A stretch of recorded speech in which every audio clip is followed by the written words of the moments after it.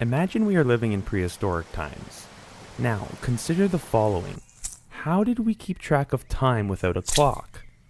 All clocks are based on some repetitive pattern which divides the flow of time into equal segments. To find these repetitive patterns, we look towards the heavens. The sun rising and falling each day is the most obvious. However, to keep track of longer periods of time, we looked for longer cycles. For this, we looked to the moon, which seemed to gradually grow and shrink over many days. When we count the number of days between full moons, we arrive at the number 29. This is the origin of a month. However, if we try to divide 29 into equal pieces, we run into a problem. It is impossible.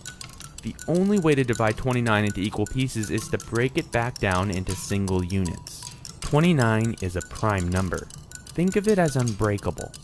If a number can be broken down into equal pieces greater than 1, we call it a composite number. Now, if we are curious, we may wonder how many prime numbers are there, and how big do they get? Let's start by dividing all numbers into two categories. We list the primes on the left and the composites on the right. At first, they seem to dance back and forth. There is no obvious pattern here. So let's use a modern technique to see the big picture. The trick is to use a Euler spiral. First, we list all possible numbers in order in a growing spiral. Then we color all the prime numbers blue. Finally, we zoom out to see millions of numbers.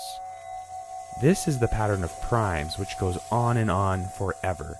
Incredibly, the entire structure of this pattern is still unsolved today. We are onto something. So let's fast forward to around 300 BC in ancient Greece. A philosopher known as Euclid of Alexandria understood that all numbers could be split into these two distinct categories.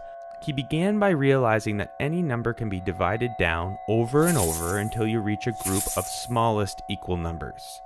And by definition, these smallest numbers are always prime numbers. So he knew that all numbers are somehow built out of smaller primes. To be clear, imagine the universe of all numbers and ignore the primes. Now pick any composite number and break it down, and you are always left with prime numbers. So Euclid knew that every number could be expressed using a group of smaller primes. Think of these as building blocks. No matter what number you choose, it can always be built with an addition of smaller primes. This is the root of his discovery, known as the fundamental theorem of arithmetic, as follows. Take any number, say 30, and find all the prime numbers it divides into equally. This we know as factorization. This will give us the prime factors. In this case, 2, 3, and 5 are the prime factors of 30. Euclid realized that you could then multiply these prime factors a specific number of times to build the original number.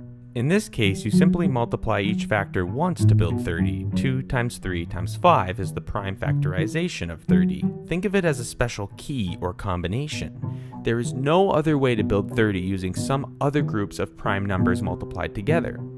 So every possible number has one and only one prime factorization. A good analogy is to imagine each number as a different lock. The unique key for each lock would be its prime factorization. No two locks share a key. No two numbers share a prime factorization.